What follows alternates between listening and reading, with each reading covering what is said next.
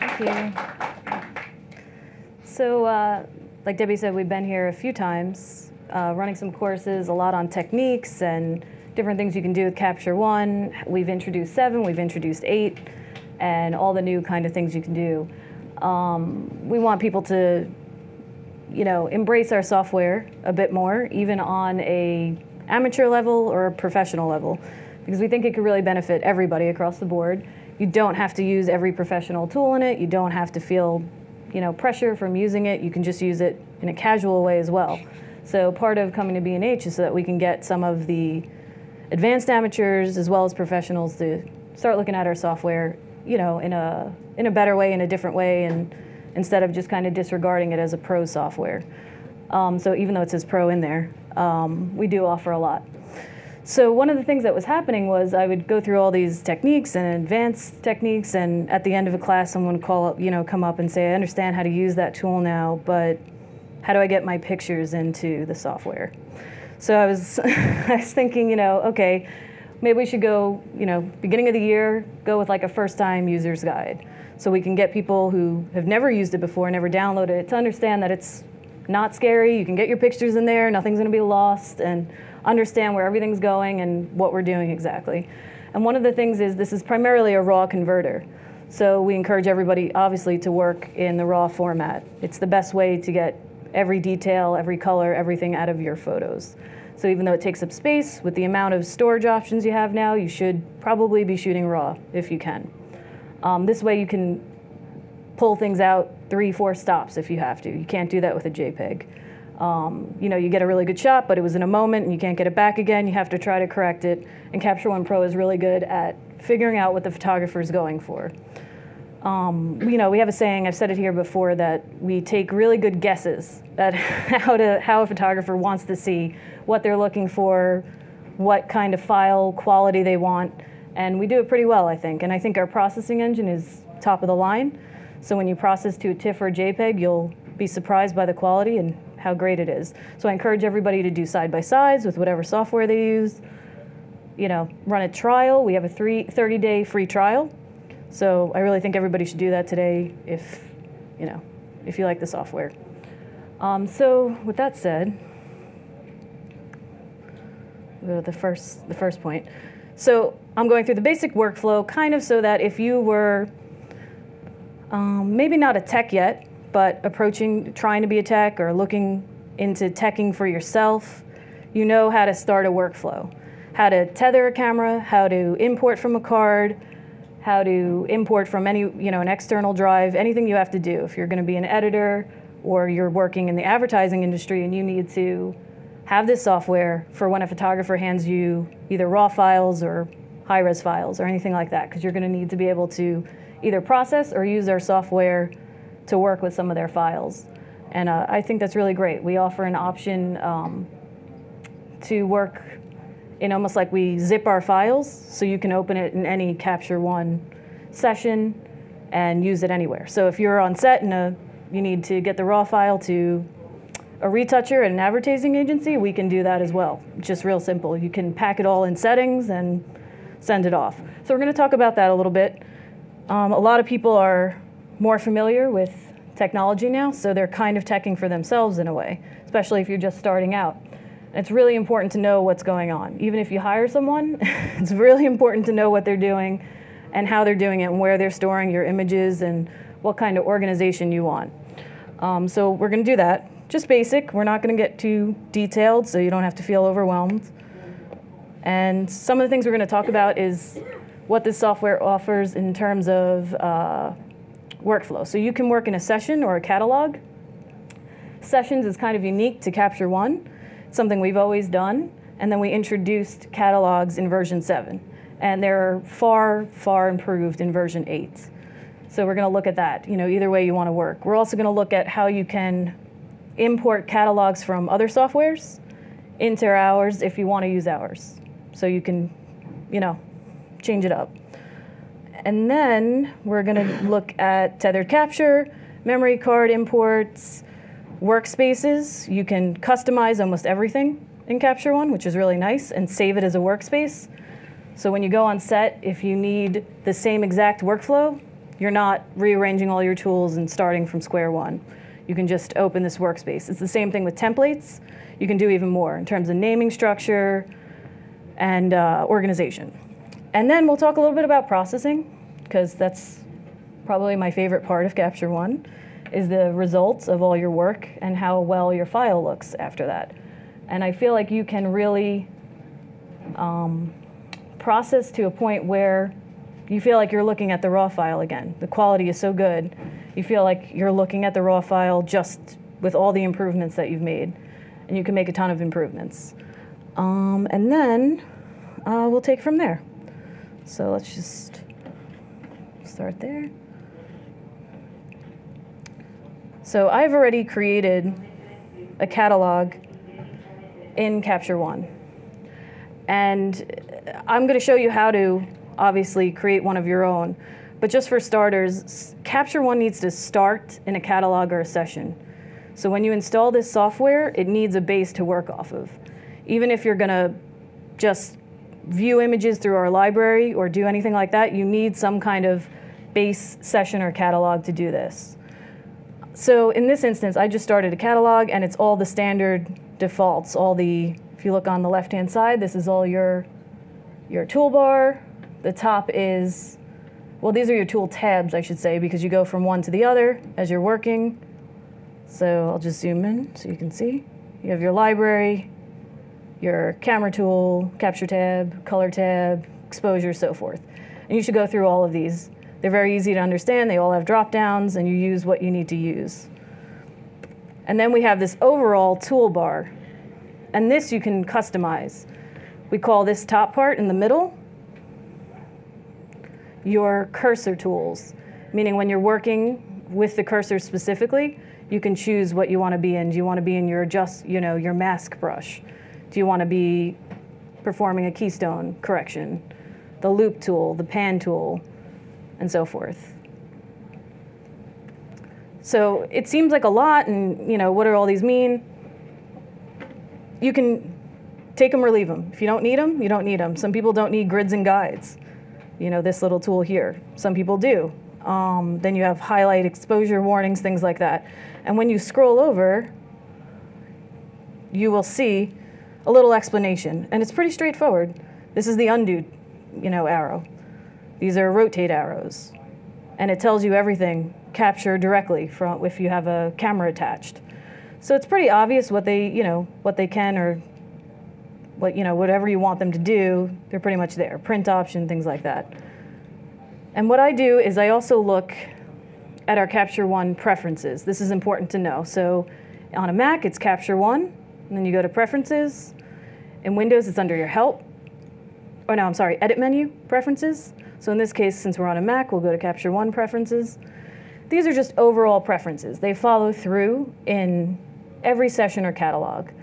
So in the General tab, you'll see different things in terms of your mouse. Open in a new window. That means if, let's say you create a new catalog or session, instead of it opening in a new window and keeping your previous session or catalog behind it, you can just have it overwrite that and only put up one catalog at a time. It's up to you either way.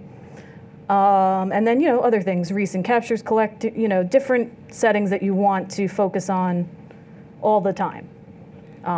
Metadata settings, and so forth. You can choose whatever fits your workflow the best. You have an appearance tab, terms of viewer and stuff like that. Image, if you want to pack as an EIP, which I was talking about a little bit earlier, and we'll go over what that means. It's an enhanced image package, and I'll explain how that works. I'm just going to uncheck that for now so it doesn't happen. And then things like this, if you want to do JPEG editing, TIFF editing, PNG editing, stuff like that. So you can go through all these tabs and just see how it fits your needs. And you'll see here all these providers are all the cameras that can tether in Capture One. And then color and so forth. Shadow warnings, stuff that you just want on all the time. So you can also update from here. And all it's going to do is take you to our website pretty much. Because when you update, there's no update tab. You re-download the software all over again and just put in your code again and you're good to go. So for instance, if you're going from 8 to 8.1, that's what you would have to do. So this just directs you to the website. So just so you know, because people ask if there's an update option, there isn't. It's more like a whole new download. So you can always go to phase1.com and look it up, and it will replace your old version. So you're not taking up more space. Okay, so that's for starters, just in terms of your toolbar. All these are the tool tabs again. So you have your library, and as you can see, there's already collections set up for you if you choose to use them. You can also make your own just by adding. There's pluses, symbols here. You can add album, smart album, project, group, call it whatever you like. They pretty much do the same thing except for the smart album. But what's important to realize about these is things like an album. We'll just create a new one so you can see. Just call it, is that they're all virtual folders. So they don't exist in the actual catalog. They're not on the hard drive. They're just part of this file virtually, so you can organize within the catalog. A smart folder, which I'll show you right now. Oh, you can put this inside of this. Just delete that for a second. Smart album's a little different. I'm just going to click on that. We just zoom in so you can see all what your options are. Smart album, you get to decide how you're going to organize things. So for instance, it will automatically add files, let's say, with the search criteria of certain keywords. Or you could do active filters. Let's say you filter with the color red, things like that. And we'll show you as soon as we get some images in here. So just so you know, you have many organizational options. You can put groups within groups, groups within projects, however you feel it's going to work the best. You can use a smart album just so that you can set parameters of what's going to go into that folder, almost like a selects kind of option. So let's start with an import. I'm just going to, my CF card.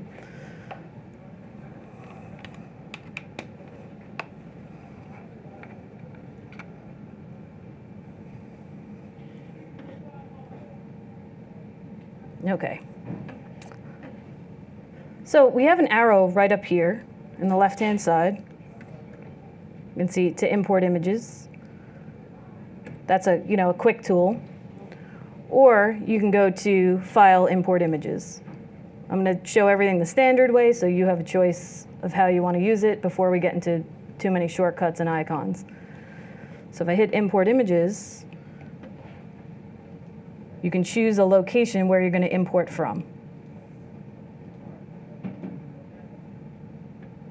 So in this case, my card reader is marked Untitled, and that's what's selected right now. You can go from your desktop, your downloads, pictures, whatever works best for you. And you'll be able to follow where you're taking your files from and where they're going to, where they're being stored, and anything else related to the information inside the catalog. It's really, really important to know where your files are going and what's happening to them. Not just because you think they're going to, obviously they're not going to be lost, but just in case you're confused, if you're not organized or understand where things are going on the actual hard drive, it's going to make your life a lot harder. So we're trying to show you every possible avenue of where you're looking. So you can find, your CF card. It's grayed out only because I haven't gone to the open option. That's a little confusing for people. So they'll say all my images are grayed out. You need to hit open, and then all of them will appear in the in the viewer over here. So the next spot is to store files. If you look closely, and I'm going to say current location. The reason why I'm going to say that is because the other option is inside catalog. My feeling is to work off the files being referenced so that you keep your image files where you want them and you don't have to import them inside the catalog, because a catalog file appears just as one file. So once the images are all in there, getting them back out is a little more difficult. You can export and get them back out, but in a session, it's a little more obvious. They're in a capture folder. You can find them on the hard drive. In a catalog, it might be more difficult. So I would say reference them so you have your original image folders and don't have to worry if something happens to your catalog file or anything else, like, you know, so you know where everything's going. So I'm going to leave it at current location, which is the CF card reader. And the next option is collection. That's just where you want it to import to inside this catalog. So you can create a specific album you want it to import into. You can put it into a capture collection, whatever you feel. For now, I'm going to leave it as recent imports. That's the default. And you'll see on the side there's a recent imports smart folder here, right there. Backup, always good to do. Couldn't hurt you. Backup enabled. If you click that, you can select where you want it, the catalog to be backed up to, and I would do it in case something happens. You always have a backup of that file, because now all the settings and everything you've done are with that catalog referencing images. So if anything happens to that file, you always want a backup of it. The same way you would do with any images or sessions, same idea. I'm just going to check that off because we don't need to do it right now. And then metadata. You're free to add metadata here in the import option. If you don't want to do it later, you can do it right now. If you need to copyright them right away, you have the option. So if you're working on a fashion shoot and now they need to be copyrighted immediately, you can do that from here, and then your metadata will reflect your copyright or description or anything else. Adjustments. We have several styles. So some folks know what they want. They're like, I want this black and white style, I want this landscape style, different effects, and I want it immediately on all my images. I know that's what I want. So you can do that upon import, so you don't have to then make those corrections again. So you're already all set. We have user presets, so you can have different lens cast calibrations, white balances, things that you've already built in. And we'll look a little at how you do that, but we're just offering some options so that you don't have to redo all those adjustments. And then auto adjust, which will decide globally auto adjustments on your file. This is not my recommended workflow, because obviously I'm particular about what I'm doing to each file, but it may be a good start for people. If they don't know much and they want to see what the adjustments are made, then that's what, we're basing it off of kind of what we know. And then include existing adjustments. Some files, like TIFFs and JPEGs and other things, may already have adjustments that you want to reflect in this file, and it'll carry that information over. So that's one thing, that's one option. So the file info here is just kind of reflective of metadata. So since we don't really have anything specifically selected, so like if I select one or two, we have various things going on here, that file info will reflect in the metadata as soon as we import. So, and on the bottom, there's an erase images after copying. I would never do that. I wish that button didn't exist.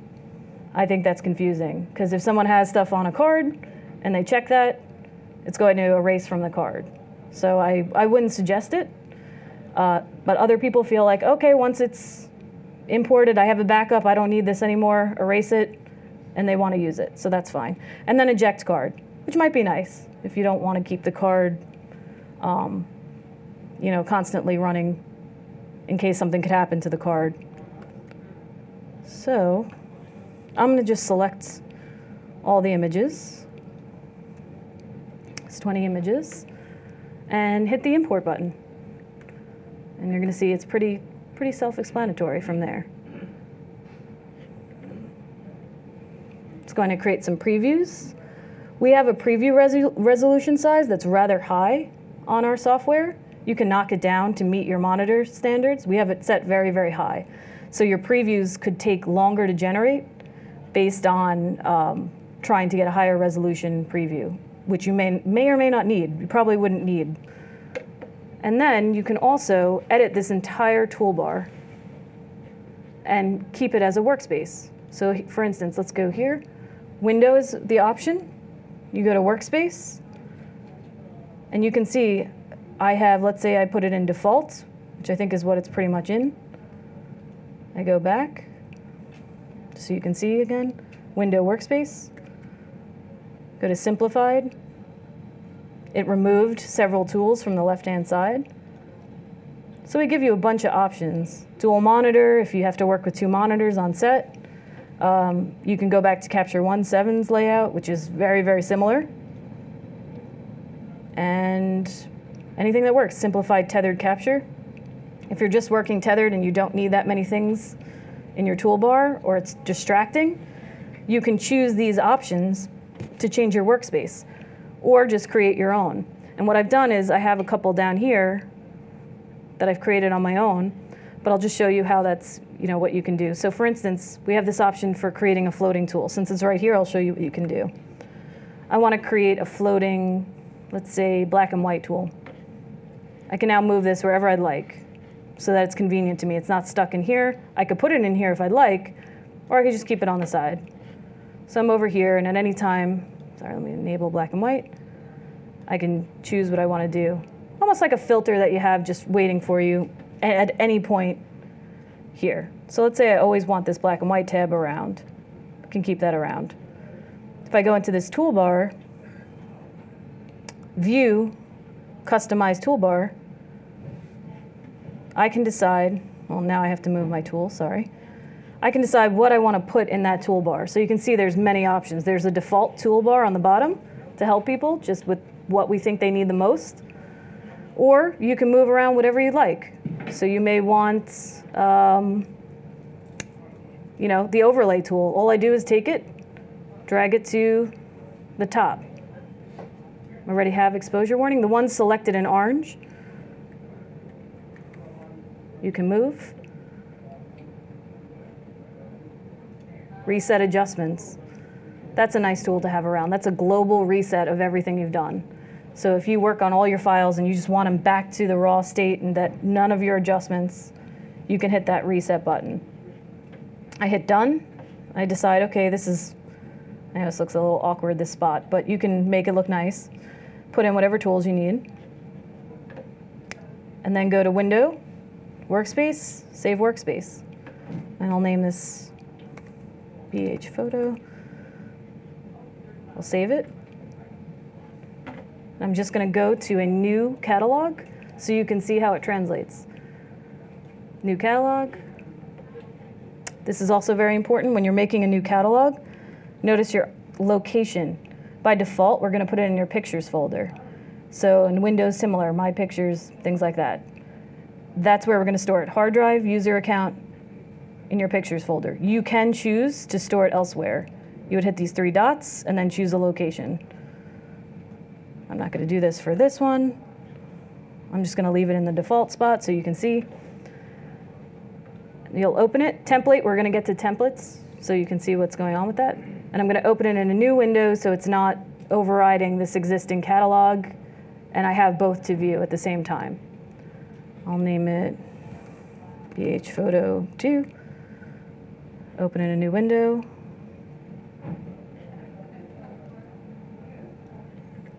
Oops.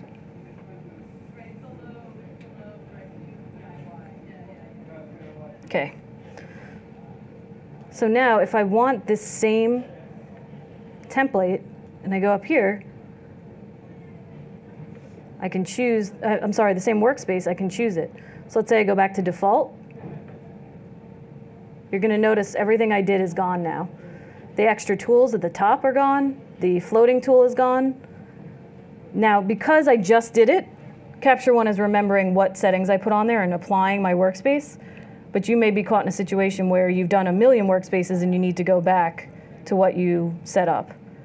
If I hit BH Photo, my floating tool comes back, and my tools at the top come back.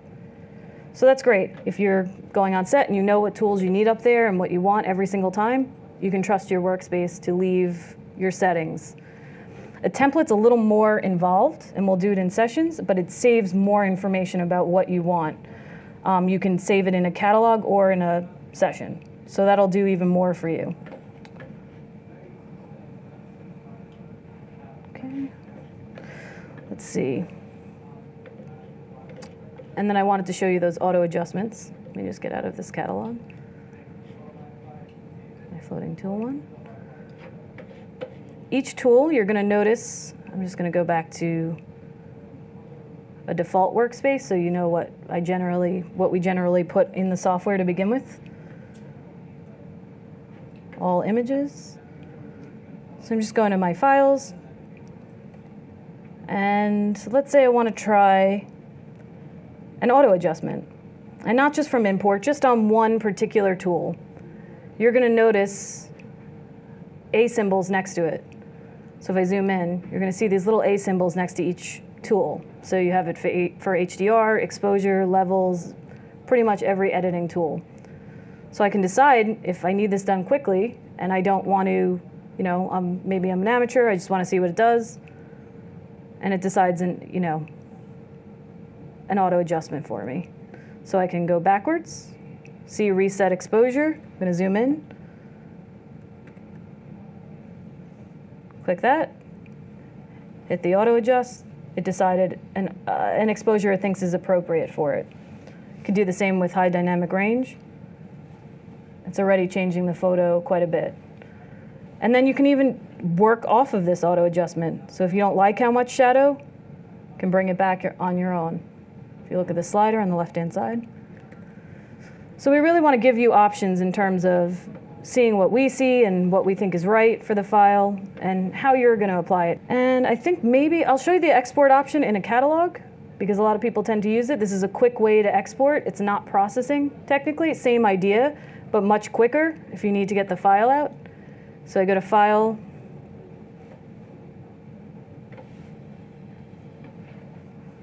Export Images. Now you have two choices, originals or variants. A variant is, in this case, going to be, let's say, a TIFF or a JPEG based out of your raw file. So it's going to process it, but it's going to not give you as many options. Or the original. You can extract the original with the settings if you like. We never actually change the raw file. Those settings won't apply in another software. We're not going to damage your file or do anything to it. It's just all settings files being applied. So you can trust the software in terms of that. You're never going to have any kind of damage or anything done to them. So in this case, let's say I choose a variant. This is the kind of box you're going to get. And I can choose whatever folder I'd like. In this case, I'll do desktop, just to make it simple. I'll set that as my export folder. Tells me how much space is left on my hard drive. You want to leave ample space. Naming, I could rename it or just leave the image name. By default, we have the image name because most people want to keep it the same name they had it in the software. But if you want to change it, you're more than welcome. We have tokens that you can choose from. You can add a 1-digit counter, anything like that. Of course, there's so many options, but just so you know, you just choose whatever works best for you. Or whatever a photographer, if you're working with a photographer, ask what their organization is like, how they store things on their hard drive, and what they want their naming procedure to be like. Then you have a basic tab, an adjustments tab, and a metadata tab. The basic tab lets you set JPEG, TIFF, PSD file, whatever you choose to do. We'll just go to TIFF so we can see how this works. I'm going to do uncompressed, just to leave the full size, 8-bit or 16-bit, whatever you choose. sRGB, Adobe RGB, those are usually standard export ICC profiles for then retouching further if you choose to. Resolution 300, that's pretty standard. I'm doing fixed, but you can set obviously your own dimensions. This does do quite a bit, but processing will do even more. And then you have a choice of opening in another program. So if you want to open in Photoshop or, pretty much anywhere, it will open there. Preview, wherever you want to see it. For now, I'm just going to export it so you can see where it goes. See the export option here? And you can see this little wheel spinning. That means it's in the process of changing this to a TIFF. A JPEG is going to be extremely fast, as opposed to a TIFF, which may take a little more time because it's a higher res file. And you get a little notice saying, it's on, the exported file is on your desktop, just to remind you. We go to our desktop, you can see the TIFF right there. Double click on that. Obviously this is whatever operating system. I have preview as my open option just for double clicking. You can see your file right there. So it's pretty straightforward. It's not very hard to export. I mean, you don't have to be as selective in terms of JPEG and TIFF. You can kind of trust some of the pre-standard settings in there. We made it that way, so because we know what people want in terms of fixed sizes, resolution, things like that. And yeah, so that's pretty straightforward, and we'll go to processing next if you really want to get creative and detailed. Processing also allows you, which is in this tab. You look right here. It allows you to set multiple recipes. So let's say you want to process a JPEG and a TIFF at the same time for workflow to get things done fast. It will do that and send it to 2 different spots, wherever you'd like to send it. You set up your recipe and you can have many recipes in there. If you need a PSD file, JPEG, a TIFF, you can do them all at once. You can do one at a time. Gives you a little more latitude in terms of what you can do. So we call the export like for a quick file. And so that's pretty much it. The import was pretty simple, I think, and straightforward, and it seems to cause confusion, but it's pretty obvious once you see it in front of you what you can do. And what I'm going to do is actually take you to the hard drive for a second. Users. Most people have a lot of things in their favorites over here, but just as an example, this is where your catalog is being stored, and it's important to know where that catalog is going. So I can see a catalog I made as a sample earlier, or the one we're working in right now. And that's the entire file you get. So that stores all your settings. It maps out a path where you stored the images. So if you need to work on a lot of external drives, you can reference those images from the external drive. So every time you open that catalog and you have that drive connected, it will talk to the images on your external drive and put this, reapply your settings. You can also work offline. You won't be able to do everything in terms of processing because you won't have the data there, but you can do quite a bit. You can edit things and it'll save those settings. Now when the files come back online, you can process them out. So that's kind of a cool feature of catalogs, and it's a good way to incorporate what I guess some other softwares do also. If you choose to use them or you're used to them, I think this is probably a good way to learn how to adjust to Capture One. So if you go up here, we also offer this in the File menu. You can import a session, and I'll show you what a session is in a minute, or you can import a catalog. And you'll see here, you can even import another Capture One catalog into a secondary catalog. So let's say you're like, I really need to combine these. I don't want 2 different catalogs. You can do that. And it will, since this is our software, our catalog, it will transfer over entirely. But we also have Lightroom catalog, Aperture, Library, and a Media Pro catalog. Media Pro is another one of our softwares as well. That was mainly designed for only cataloging. So if you want to also have all the editing and the great processing, and you're like, okay, I have everything in a Media Pro catalog, you can now move it over to Capture One and get the same advantage that we have in Capture One. That was kind of a nice way to combine the 2 softwares by offering catalogs. Also, Aperture, we know we've reached end of life with Aperture updates, so we've made it possible for you to transfer your libraries over. There are some rules that Capture One will pop up in terms of how, let's say, your projects or groups or things like that are transferred. But I don't think it's a huge adjustment. I don't get many complaints. In fact, I get compliments quite frequently from old Aperture users on the quality of Capture One and the ease of importing their library. So I don't have one on here to show you, but we can go over that. We can, either create one or we'll do something to figure it out at the end. Also Lightroom as well. So if you choose to work in Capture One, you can bring over a Lightroom catalog. Either way. So that's kind of nice. You can pretty much do anything. If you have a session, that's another thing that's important about this import session. Sessions, at this point, are pretty good for what they were always designed for.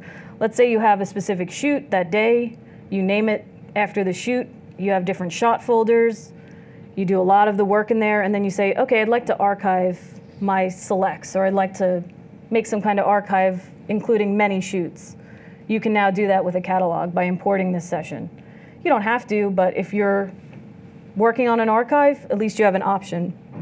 And because we've improved metadata settings and how they transfer and what you can add, I think it's been good for a lot of people in terms of reproduction work and things like that, where you're focused heavily on metadata and copyright and where everything's going to flow in their libraries.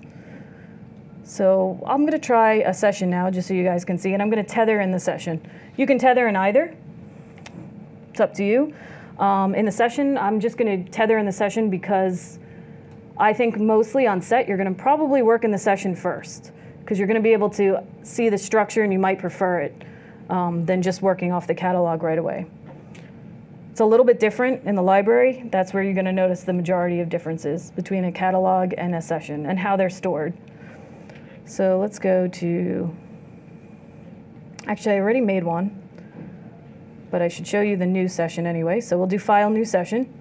There's also a plus button next to this where the catalog name is. I'm going to zoom in right there. You can also hit that to choose a new session or catalog.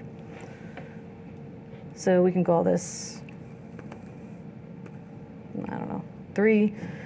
Notice again where the location is. Templates, we'll talk about that in sessions as well. You can use them in catalogs also, but just so you can see both, we'll go in that route. Now I have a tethered session. So I have this set up where you see a capture folder, a selects folder, an output folder, and a trash folder. And this is kind of what we're known best for right here, is this ability to organize, where you can, these are physical folders alongside the capture one main session file.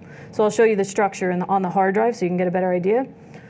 But they automatically generate for you, and they're pretty straightforward. The capture tab is set to capture.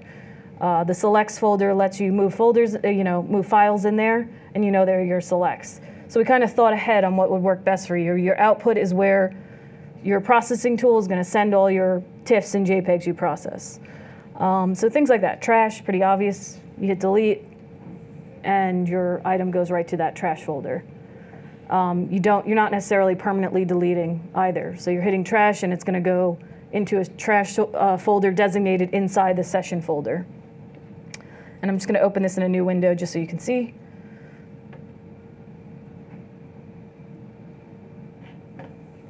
And let's close out our catalog. So at the top, you can see in the library is a little different. Now I can see not just the folders within the catalog, but my entire system. So this is where it gets a little tricky, and you don't have to work this way, but it is an option. You can go to your hard drive and just find files and view them via this session without actually importing them into the session. It's an option. Some people like to work this way, and what it does is we drop little Capture One folders into your image folders, and that holds all the settings and the information you've been working on. It gets a little tricky because you have to work via a session or a catalog. Sessions are the only one that allows you to see the entire system. So by using this session, it's like a base session that lets you view any image folder you want to use. So I'm not going to go too far into it, but just so you can see, I can see my desktop and this TIFF, and I can do things to it. I can change it right here, do whatever I want. I can process it. What gets tricky is when you start trying to process and understand where your files are going, because the processing tool is designated to wherever the session is supposed to be processing to. So you have to kind of keep track more, but it's an option if people choose to work off the system itself without creating a new session each shoot. You can, let's say, download your card, make its own folder on your hard drive, back up those files. Now you have a folder you want to work with, and this is what will happen. Now, because I just did that, I'm just going to move this out of the way for a second. Notice what happened here on my desktop. I have this little folder, Capture One folder, that's recognizing the settings I put on this TIFF. Because I don't have a folder designated, it didn't drop into there. It just dropped to the desktop where the file was. So now, each time I go to open this, let's say I go back to something else, go to a catalog. So we're in our catalog again. Close this out. Okay, so now we've abandoned the session that was showing up in, even though we were just accessing it off the drive. I go back to any session actually, but we'll just do this one for now.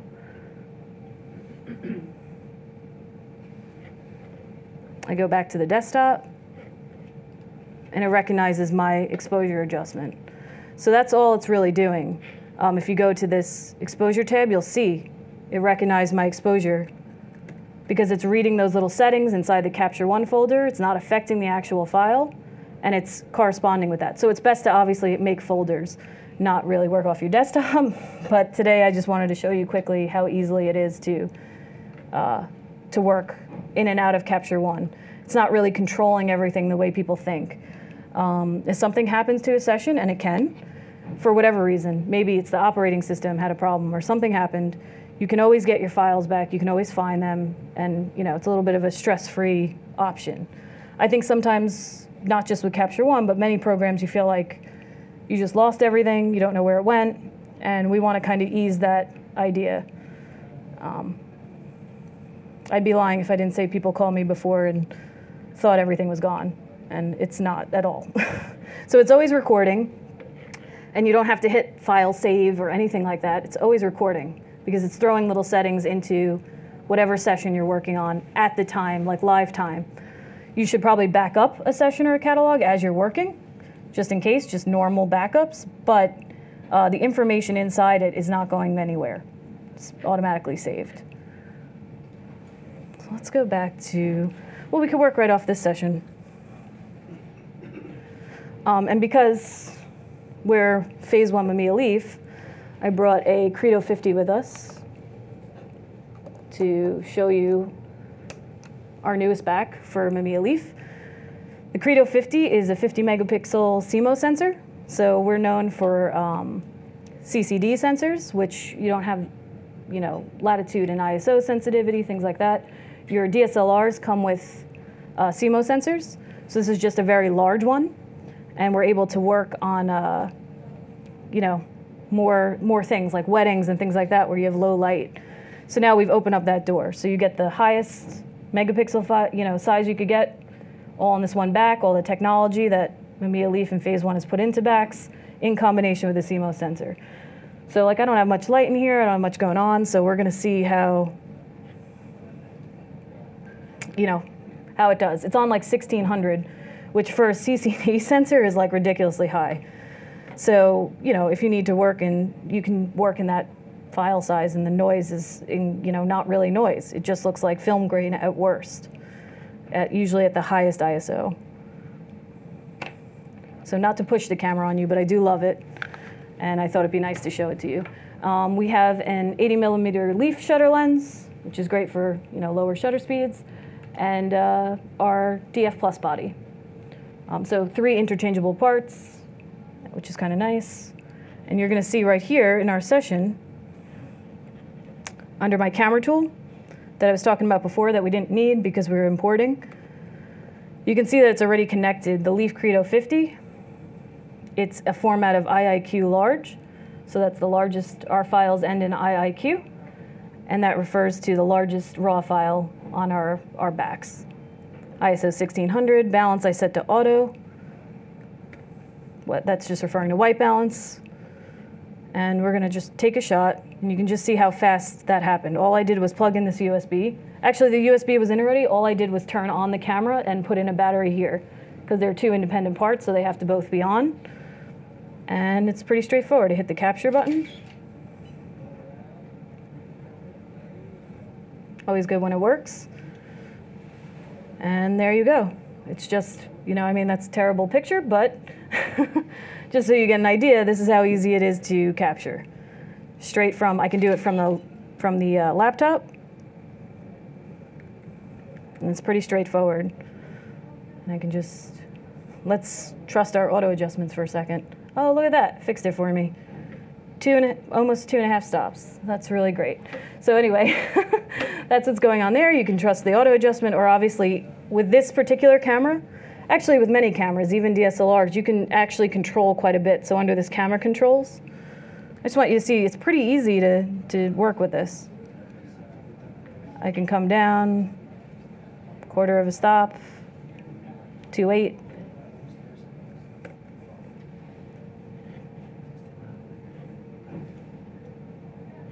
Okay, I have copy from last on there for my next capture adjustment. So I don't want to go into too much detail. We do have a whole tethering demo, which makes it, so you know every little trick and every way to work this.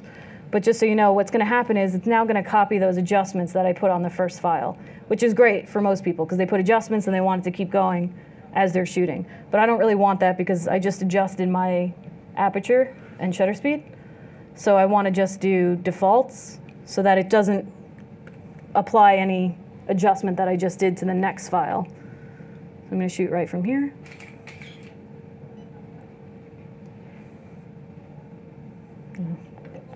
That's just lovely.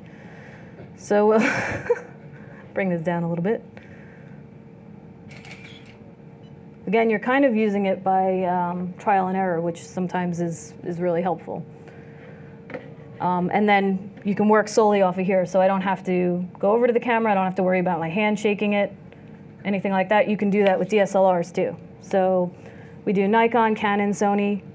You can, if the camera is capable and it's supported by us, sometimes a newer camera we have to wait for support, we can do it. Our cameras, we don't have to wait for support, obviously, because they're ours. So they're always supported every version of the software. But yeah, so that's pretty much the ease of tethering. It's pretty straightforward. As long as your connection is good in terms of USB or in some cases FireWire, depending on what camera you're using, you should not have a problem. As long as you have enough power, things like that. I was talking a little bit about the hubs on the side of a lot of newer laptops. It's important to keep in mind that there may not be enough power, and you might need, in some cases, powered FireWire hubs or USB active extensions and stuff like that. It's not everybody, but it does happen in some cases. Because a lot of the times, I think that, these computers are trying to save battery. So what happens is they'll cut some power down or do whatever they can to not have to supply a lot of power to ports because it kills their battery life on their laptops. So you kind of have to just work within the limits of each laptop. But it's very easy. Once it connects, you can see right here all the settings and everything else you can change right on the keyboard, which is nice. Our software was designated for tethering because our cameras were designated for tethering when they were first developed. You could only tether them in the very beginning. And so we have a very good understanding of what's required to make a successful tether. I don't think DSLRs were thought of that way in mind, so we do our best to accommodate, the files we receive from Canon, Nikon, Sony to make it possible to make the most seamless tether for you. So just bear that in mind. We do our best with what we're given. And generally, there's no problem. Tethers up pretty quickly, and you're all set to go. There's no other thought involved. You can even set white balance, in some cases live view, which you can see if that's going to work properly for you. So, you get an idea. If you need to position things and you can't see what you're doing or you can't get to the camera, sometimes it's way overhead. A lot of cameras now, even DSLRs, have live view options. You can zoom in. Because it's our camera, we have all little focus points and all little doodads you can throw in there. So I'm just going to exit this real quick.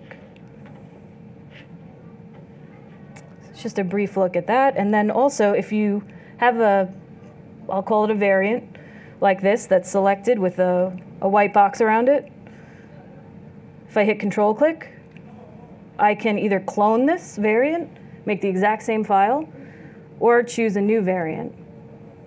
So let's say I do new variant. It's still the same file, I'm just looking at it twice. So the benefit of that is the before and after that everybody needs when they're working on a file. If I hit this multi-view,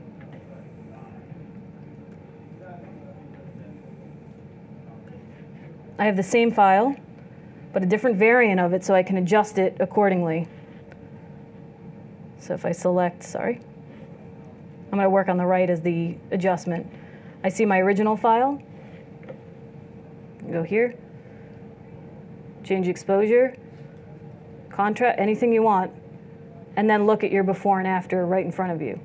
And you're basically kind of splitting the file, not physically in half, but letting you just observe how you can work with this. You're not going to have another file. If you notice at the bottom here, it's one name.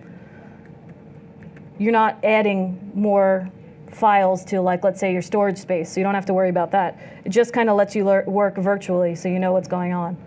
And then when it goes to process, depending on which one you pick, it will process with those settings that you wanted applied, or without them if you never applied any.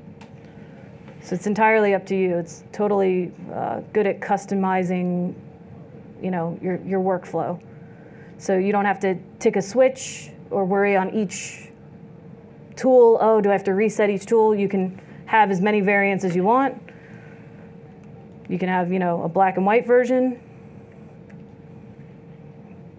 your variant. We can do other things here. You select them all. Just work on, you know, do whatever you'd like. Say, I don't know.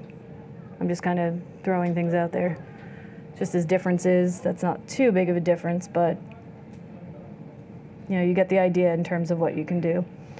Also, if you're a shortcut person, which a lot of people are, I don't show in shortcut because it's confusing because nobody's going to be able to see what I'm actually doing. But Capture One has a way of displaying every shortcut and actually editing some of them.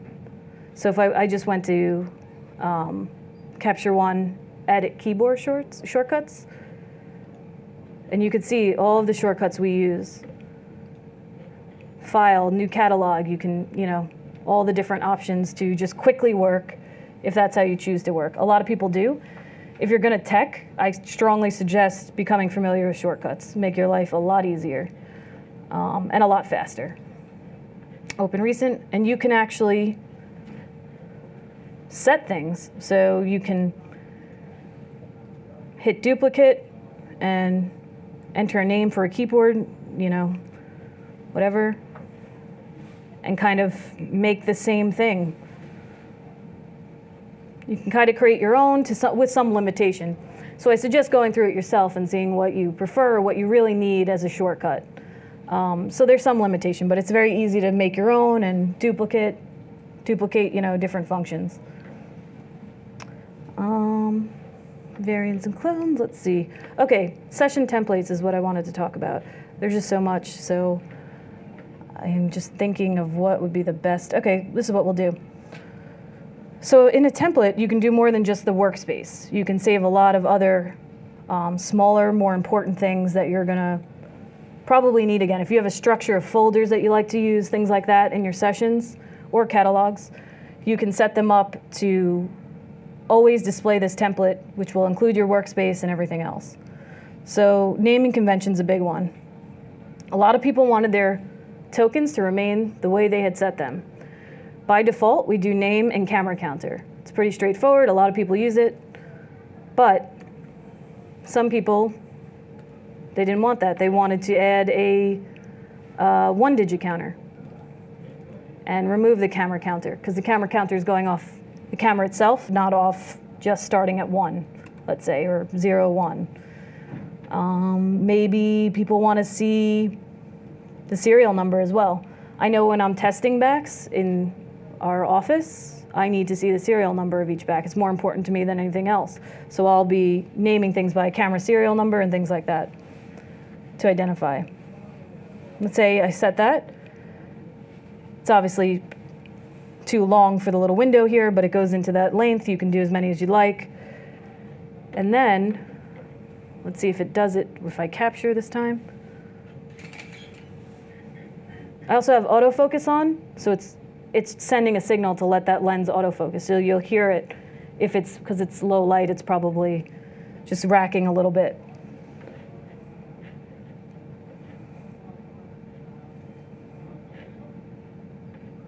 Okay, I think this is it right here. It looks ridiculous. You should probably use underscores, but you can see it's the camera name, serial number, and a one-digit counter. So session, BH1 session, 1, and then the serial number. So you can keep going like that too if you want. And now let's say I like this. This is what I want everything to be named. Every time I go on set for all of 2015, I want to say 2015 and, you know, certain date or whatever. You can set these tokens. So that was a big thing because we had a lot of techs that were like, we need more control over how we name things and how we do shot folders and everything else. So we included that feature. So you'll see in our library, I'm just going to take you back here, our capture folder, everything we set up earlier, selects folder, output folder, trash folder. And also, you can use albums as well. You can use smart albums, same difference, and your system folders. So I'm just going to take a look at another template option. Let's see, the best way to do this. I'll go to my hard drive so you can see.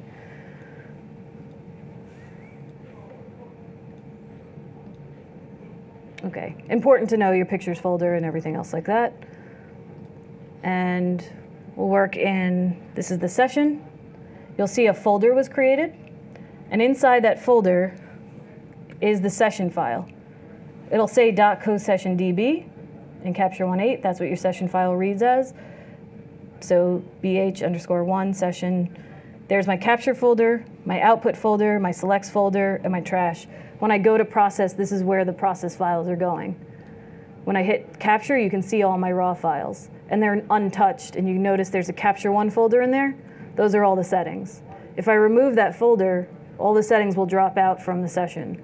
So your raw file's not ever affected, so don't go deleting things, but yeah, you need that folder in essence to cache things and settings. .cos is the settings file. So Capture 1 settings, that's all that means. So that's good to know, just so if you ever have to get back to your output, you're having a problem opening Capture 1 for some reason, maybe it didn't recognize the last session, you can now go directly to this and it will open that session. So let's choose another session so that it's obvious. Double click on this.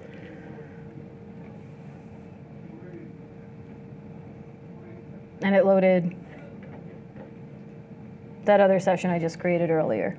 So you can do it either way. You don't have to open Capture 1 first. You can go directly to the file. And this way, you're not opening the previous session. You're just opening what you want to open. Either way, it's just a preference. And then let's do the shot folders then. I'm just going to close this. So inside this session that we're working in, which is the BH_1 session, I can say I want shot folders now. So shot 1, because you're working on set, you need multiple shots maybe, or projects, you know, you'll decide the day of what your naming structure will be. It's important to keep this consistent for organization, especially if you work for someone else. It's good to know what they're doing. Because they'll become upset if you decide to organize their session in a way that they don't. So it's good to always ask, or at least for yourself, know what you like and do it the right way each time. So you can take these folders. These are physical folders now. They're not virtual. They're actual things are going to actually go in here. Files, I mean, and settings. You can add this to your favorites. We call folders favorites now. And they serve as their own shot folder. So I can move this into the shot folder if I want. It says move files. Files will be moved. Just so you know, things are actually moving. Your raw file's now moving into this. It's not virtual. And it's in there, shot 4.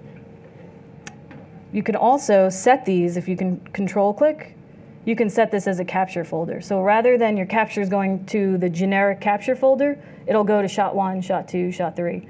So if you're working on shot 1 that day, you're going to want to set it as capture. Yep. You're going to want to make sure that it's a capture folder, and you'll see a little camera next to it. So it becomes pretty obvious like what it's doing at that point. And now when we shoot,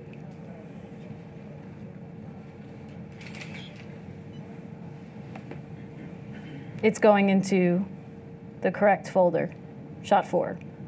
So just so you know, that's a great way to work. And if you need to save this now, we have the template option, which is what I was originally showing you. File, save as template. You can see it under import options. And I'll call this. We have a separate folder for your templates stored within our Capture One settings that are all over, various parts of your user library and things like that, so that they'll always be there each time you open a new session as an option or catalog. Hit save. Now I'll do a new session. Test template.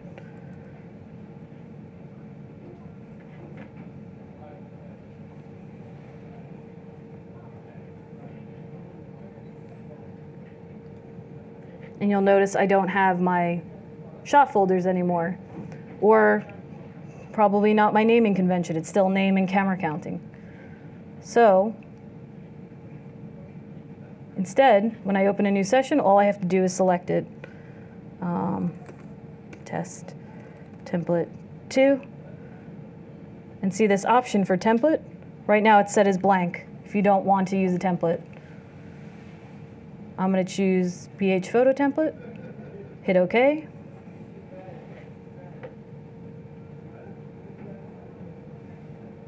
And like magic, I have my shot folders back.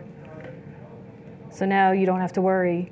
And this is great for techs and other people that work with specific photographers. So every time they go on set, they're not sitting there creating shot folders each time, putting them into the right spots, taking up a lot of time and just energy to figure out exactly what could have been saved as a template. Something that we've been asking for quite some time, and we're really happy that it's come back in 8 and, been a great feature for us. Okay, and there's one more tool I want to show you that I actually like. It's called we can add it to the library tab or just add the tool in general. It's called the Quick tab. Okay, so after it creates, which is hiding in this little spot here, it's basically going to show you on each image. So let's take a couple of pictures. And what's happened now, because I have so many sessions open and the camera was tethered, the camera is not decided on where it's going to shoot to right now. So if you look at this camera icon, it says none, but when I do this, it notices the leaf credo.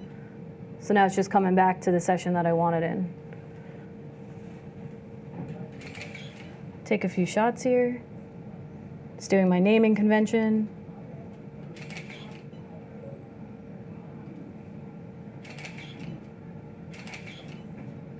So forth. Let's say I move the exposure, go to my Quick tab.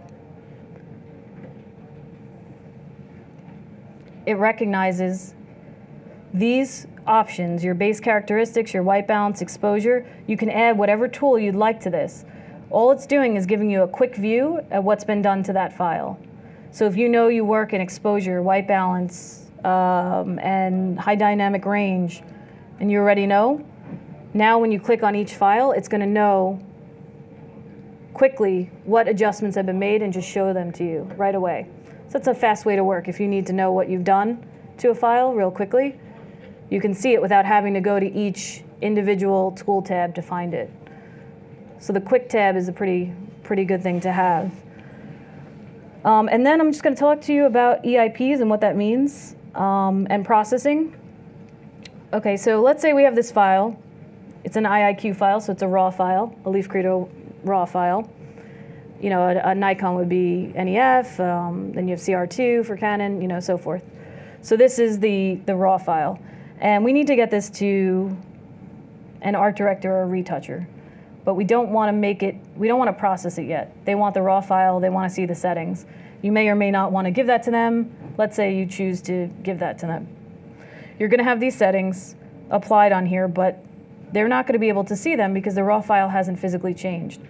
So you can actually you can pack this as an EIP, file, pack as EIP, enhanced image package, and you're going to see the extension on the file changes. So this is very important. This you can only do in sessions. It doesn't have the same formatting as a catalog. So this is a good thing to remember, and that's why sessions are kind of good on set and per job as opposed to archiving. So now the file's changed to .eip. And I have to use a file transfer or something to get this to the art director. Let's say I move it out. I just drag it out. It's .eip. It kind of means nothing. I mean, it's a raw file, but it'll only open in Capture One with the settings that you've applied to it. So you've moved that file out, or you've export, whatever way you want. Let's say you just drag it out because it has all the settings. You can go to your actual physical capture folder in here, or the way I just did it. So this is a lot easier to just drag it out. Now the art director gets it, and they just have a blank session. They're not going to know. If you send them a raw file, they're not going to know what your settings are or what your choices are. So they open a new session.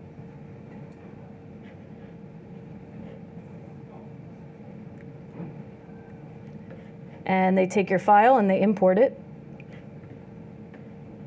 from your desktop, whatever. Here's the EIP. I import this one image. You're going to see it pops in with no adjustment at first.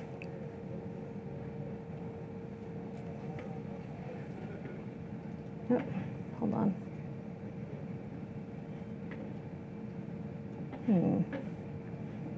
Let me just make sure. Are these the same? Oh, okay. I see now.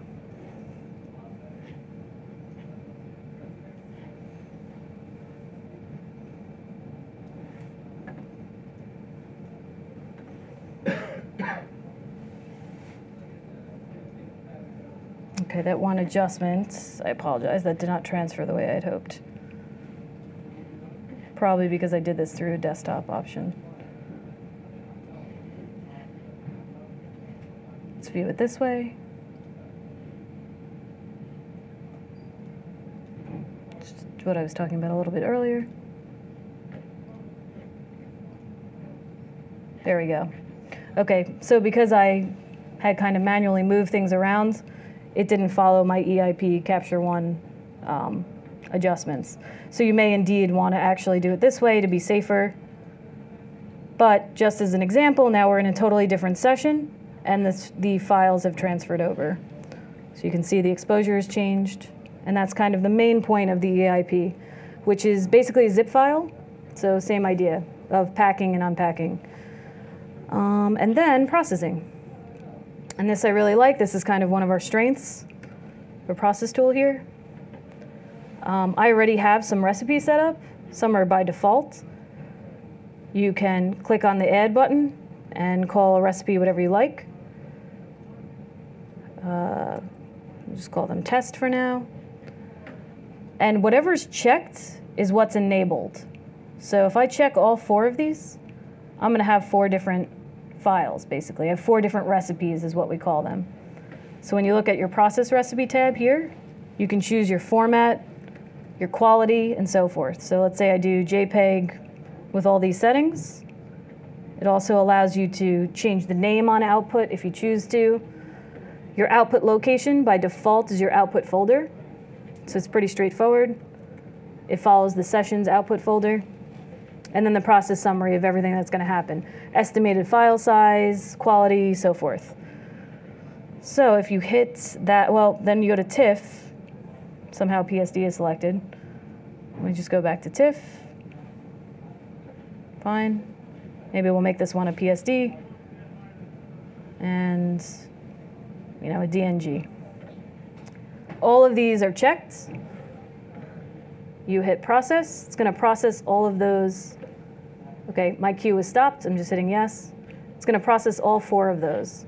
And if you look at this little 3 processing thing here, gears, you'll see 1 of 1 and so forth. It's going to go down the list of processing.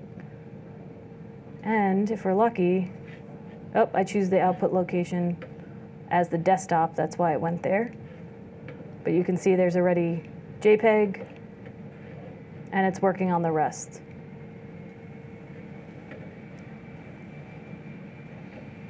Your activities thing tells you exactly what's going on, so you can see.